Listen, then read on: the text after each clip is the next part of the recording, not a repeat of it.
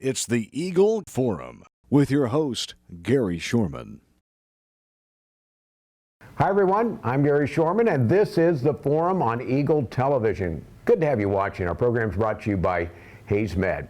We have a special guest from Fort Hays State University, Dr. Brian Buckstead. And Brian, good to have you on today's program. Thank you very much, Gary. I'm happy to be here. Well, you know what? You came a long way to get here as well because your background is different in a sense of, one, your violin, viola, you do all of that sort of really cool stuff. But you just recently moved in and taken over the directorship of the Hayes Symphony, which is really another cool thing. So yes, absolutely. So tell me about your path to get to Hayes. How did you end up in Hayes, Kansas? That is a good question, Gary. I was looking for a new position. I was really wanting a position where I could, of course, teach at the university level, but also I was looking to direct an orchestra, which I had done in the past. And that's something that I really love to do. And to be able to have an opportunity like this to teach at Fort Hays State and direct the orchestra that it's connected to the university, but it's also a local and regional orchestra. It was a perfect fit. Well, it's fun to have you here. Your educational background, and we were talking earlier, there's words in there that I really probably can't say, but where'd you go to school? And tell me a little bit about your training, because you just didn't pick up the violin. You've actually had some really outstanding experience and training along the line. Correct. Well, I went to my undergraduate at St. Olaf College in Northfield, Minnesota. That's my hometown. My dad taught there for 50 years. And it's a wonderful music school, among other things. And of course, that was a place that I really wanted to go to. I did my graduate work in Madison, Wisconsin, at the university there. My master's and my doctorate in Madison, Wisconsin. I've also had a chance to perform and teach around the world. I have spent quite a bit of time in Southeast Asia, specifically Thailand, but also Malaysia and other countries in that area. So I've had a chance to be a guest lecturer at Srinagar Wirot University. That's the word I tried to say there. That's the tricky way. one. That's in Bangkok, Thailand. And I've been there several times.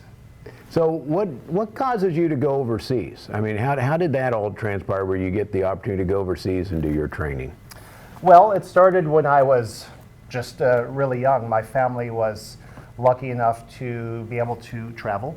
My dad received several Fulbright scholarships to teach overseas, and that was my first Was he introduction. in music as well? He was not in music. He was in the English department. So he would receive Fulbright scholarships to go over to Thailand to teach for a year at a university there. So that was my first introduction to Southeast Asia in particular. So I just kind of continued that tradition, through grants I've received. I've also had that chance to travel there. Well, that's really cool. First things though, at some point somebody gave you a violin and said, Brian, go play this. Yes. When did that start? That started, I've been told I was 5 when I first started taking violin. You know, my parents were not musicians per se. When my mother was really young, she played violin. She grew up in her early life in New York City. But they really loved music. They were lovers of classical music, of all kinds of music really, but particularly violin. So they wanted me to start and see where it would go. And obviously it went really well, but those first few times you pick up a violin, it really, I'm not sure it's music at that point. Did you pick it up pretty quick? Obviously you love to do it. I love to do it, although there are times where you don't love to do it. And those are the times that you need to get through in order to maybe reach where I am right now. And there are certainly times when that happened. You know, when you're first starting to learn the violin, it does not sound good. There's just a saxophone. Right, exactly. That's what I started. With any instrument. With piano, it's slightly different because you're pressing a key. You have to press the right keys, but with a string instrument in particular, there is so much that goes into it. The bow and the left hand. It is difficult to make a good tone at the beginning, but you have to stick with it. And I stuck with it. There were times in middle school that I did not want to stick with it, but I fought through, and here I am. You know what, you hear And if you appreciate music, somebody that can really play the violin, the viola, any of the string instruments, to hear the clarity and how good it can really sound when you do it well. And I think to me, it's just amazing. It's an amazing instrument to learn to play. Yeah, it's a wonderful thing once you've reached a certain level and you have control of the instrument. It's sort of an extension of your body, where you can, really, it's what we are trying to do is emulate the human voice. Once you've reached that level, it is a special thing. Well, one of the things I know you did in your doctorate degree, you followed a certain kind of a theory on teaching. Tell me a little bit about that. Well, the doctorate degree was quite a rigorous degree. I had to take music theory courses, music history courses. It was very performance heavy, meaning I had to give 6 full recitals, meaning at least 1 hour of music. That was over the what did it take me, 3 years to do the doctorate degree. So yes, I had to write a dissertation as well, so there was a lot of coursework in addition to actually playing. And your dissertation was on? My dissertation was on a great American violin pedagogue, John Kendall. If you've heard of the Suzuki method, which is a famous method for teaching children. It started with violin, now it's gone on to just about every instrument. But John Kendall was the teacher who brought that method to the United States from Japan and translated it to the Western audience. And that has to be quite an interesting and, I guess, in-depth thing on how you go about training somebody that way. So great job on doing that. I talk about all this because Brian is here, and Dr. Buckstead is here because he's now head of the Symphony. And what kind of challenge is that to jump into a symphony? and say, we're starting from scratch here to go do, we're not starting from scratch, obviously, but starting again with a new teacher, a new coach, a new director. Right. Is that hard to keep going? It is a bit of a transition. You know, the symphony obviously has been going for a long time. It's the longest continuously running symphony, I believe, in Kansas. So in a way, it is starting from scratch, although we have some wonderful players here in the area, in the region. But they have to get to know me, to know how I direct. They have to, that's always a bit of a transition. But so far, it's gone very well. We had, I think, a very successful concert last weekend. Well, that's what I want to talk about, the symphony, what's going on. We're going to take a quick break. We'll come back and talk about some of the dates coming up, some of the reasons you may want to go and see the Hayes Symphony from Fort Hays State University. Back with more after this. Be one of our weekly winners through football season with the Wolf Furniture Gallery's Gridiron Glory. Players go to HayesPost.com to pick weekly winners in the NFL. Prizes will vary. The best at season end will claim the grand prize, a complete living room set. Register at HayesPost.com in the contest section. Football season could pay off big with the Wolf Furniture Gallery's Gridiron Glory. Presented by Wolf Furniture Galleries, Eagle Marketing Solutions, HayesPost.com, and Eagle Radio.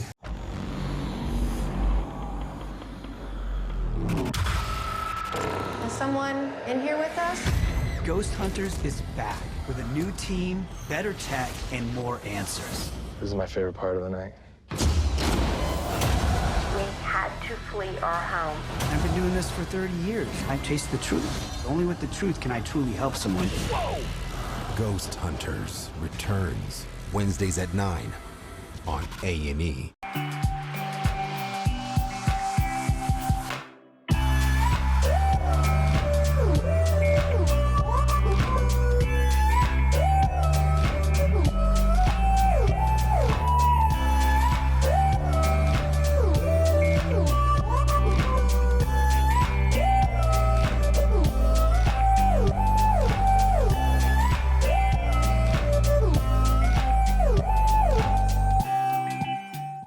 Have you considered the value that quality video content can bring to your business? Mid-America Productions can provide professional visual media to effectively engage your target audience. We're a full-service video production company serving Salina and surrounding regions for over 35 years. Whether you need videos for promotion, sales, training, fundraising, or other purposes, our experienced team can deliver for you. Find us online at mapvideo.net. That's mapvideo.net. It's the A Street Liquor Top Tailgate Contest on HaysPost.com. Show your Tiger Tailgate crew flashing the A Street Liquor Tailgate Cup and you could win. Don't have a cup? Then get to 8th Street Liquor to get your tailgating supplies and get a cup for free. Okay, so you have the cup. Get to the game. Grab your crew, snap a picture, and enter on HaysPost.com. The picture with the most votes wins a prize from A Street Liquor. It's the Top Tailgate Contest on HaysPost.com by A Street Liquor, where the good times and tailgating start. Welcome back to the second half of our forum, brought to you by Hayes Med. Our guest, Dr. Brian Buckstead, who's with the Hayes Symphony. It's been a great show so far. We're going to talk about some of the dates coming up. And a reminder to you, if you have an idea for a program here on the forum, let me know. Gary.Shorman@eaglecom.net. Don't put an E in Shorman or it goes to somebody else in another country, I think. Gary.Shorman@eaglecom.net, or you can find us on Facebook under ECTV Forum. ECTV Forum. Dr. Brian Buckstead, who's the new director of the Hayes Symphony, is with us. We've been talking about his background. Extensive is probably not the right word. It's probably an understatement because of your travel, not only in the U.S., but overseas, and being able to do that. Being here at Fort Hays State is probably a great honor for those of us in this area to be able to work with you and hear the music you're producing. But it takes a symphony to make that happen. You can be really a great director, but you have to have something. What do you look for in a good symphony? I look for players who are not only individually accomplished, but who know how to perform in a symphony, who know how to blend with other players. That means, a violist sitting in the viola section needs to know how to blend with the other players around them and not stand out. Is that by ear or by note? It's by ear, it's by training, it's by understanding your role. I know this because as an undergraduate, I did not do that very well.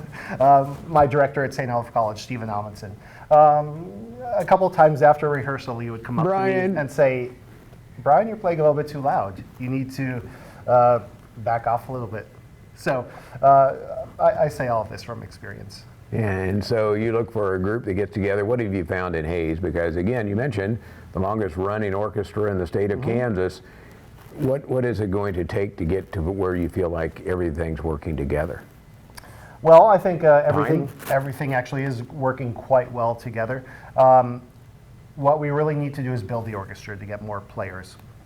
That's a bit of a challenge being here in Hayes, and being sort of in the western part of Kansas here.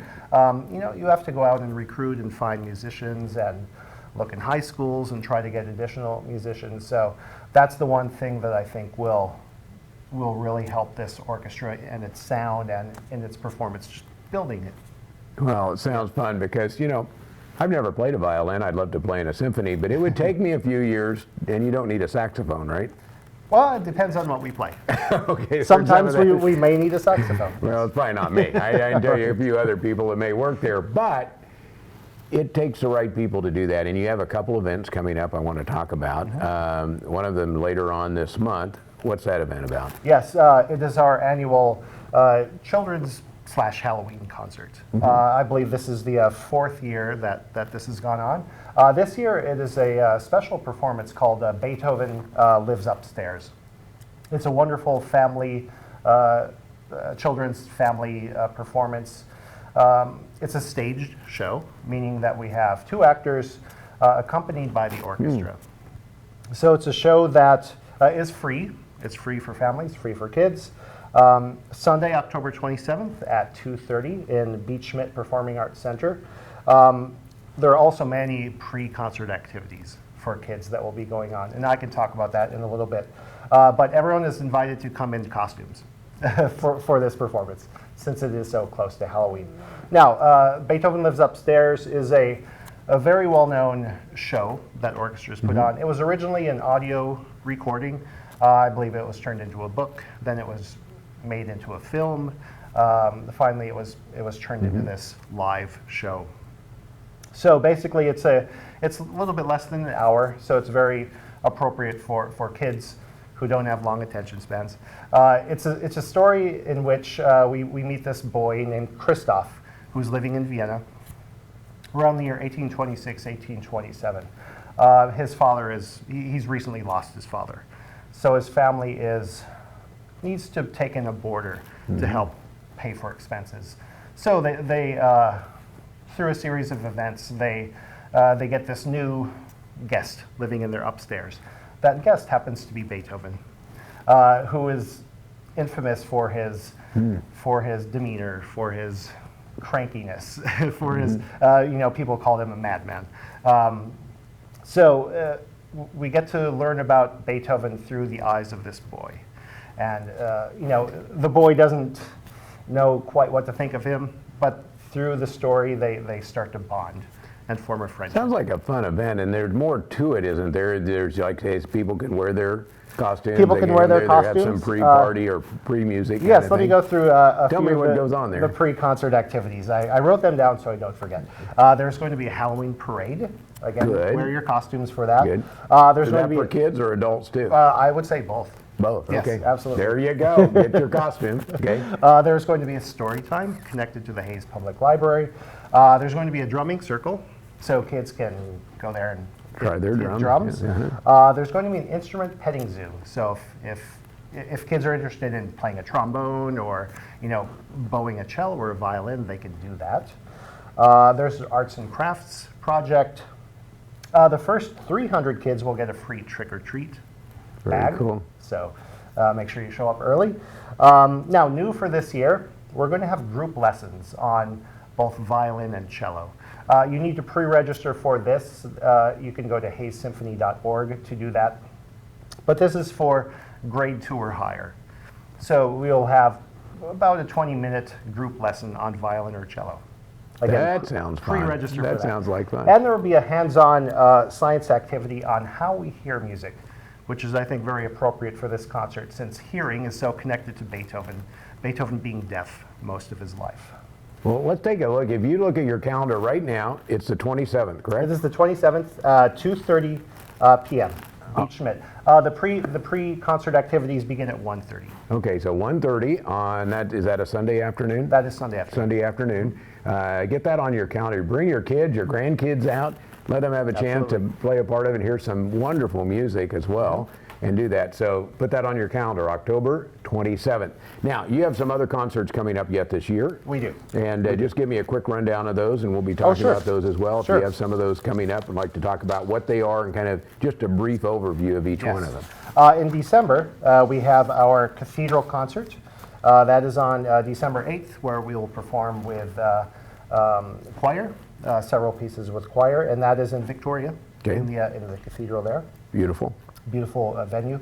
For our concert in February, it's a Valentine concert, February 15th, where it's a concert on the theme of love. So we have various pieces around that. So if you mess up and miss the 14th, say, hey, I'm doing it on the 15th. There you Jordan, go. you and I may need to get in on that 15th kind of thing. So we have music from Romeo and Juliet by Prokofiev, Tonight by Bernstein from West Side Story, The Way You Look Tonight, again, on the theme of love. Our final concert is May 2nd. That's our final Masterworks concert. And this is a concert that features one really big piece. It's the Symphonie Fantastique by Berlioz. Berlioz was a French composer living in the period after Beethoven died, so 1830s, 40s, 50s. He was writing his music. And this is a piece of music for a huge symphony orchestra, 2 harps, multiple horn, huge brass section, huge wind section, really full of interesting sounds, interesting effects for the orchestra. The whole theme for this year is music that tells a story. So everything we are performing tells some type of story. And this one in particular, the Symphonie Fantastique, Berlioz, the composer, takes you through this whole story that will be outlined in the program notes. Well, Brian, I hope we piqued some interest of people out there watching, because it looks to me like it's going to be a wonderful year, a program starting in the end of October here, going through May. And if people have a chance to want to get out and hear wonderful music, hear some wonderful musicians from this part of the world, and a brand new director. Yes. See, do you have any special moves you use up on stage? Well, I want to be as clear and as musical as I can. And that's really a difficult thing with a conductor. We have to convey meaning through gesture. So that's something that really interests me, but I don't know, special. Well, come watch. Sure, come watch good. and see. If you had a favorite piece that you like to play that sits down and just sort of says, here, this is my story, this is my music? What is it? One piece that is difficult to say. I can give you some favorite composers. Beethoven. Speaking of our concert coming up, Tchaikovsky, Stravinsky, Philip Glass. So there are a number of composers I like, but it's hard to narrow it down to one piece. Well, yeah, a lot of them. Because looking at your background, you play just all sorts of beautiful music from the great composers across the way. So look forward to attending one of your concerts. Looking forward to sharing some of the Hayes Symphony, and hope everybody out there gets a chance to put that on your calendar as well. You mentioned a website. Yes, hayessymphony.org. And here you can see Can our you sign up for season. tickets and get a season pass? Absolutely. You can sign up for tickets. All tickets are free. You can get information on the orchestra, how to donate to the orchestra, but again, all events are free. We'll talk about that, because I know that's one of the things that it does take is some donations from people that are supportive of the arts. And you can click on a site and find out how to go about doing that as well. Absolutely, right there at hayessymphony.org. Now, I think it's a wonderful thing that we give free concerts. It's such a wonderful opportunity for the public to go to these concerts. But it does cost us money to do this. And time of people practicing and time, doing absolutely. this. You know, music costs money just to physically get the music and to use these venues and everything. So come enjoy the free concert if you can. Donate. Brian, thank you for being here. Thank you very much. It's exciting to have you as part of Hayes, and looking forward to hearing some more great music. Dr. Brian Buckstead is our guest here, head of the Hayes Symphony. You're also an assistant professor for violin and viola at Fort Hayes as well. So, all right, thank you for being here. Our program is brought to you by Hayes Med and by Eagle Communications, our community connected.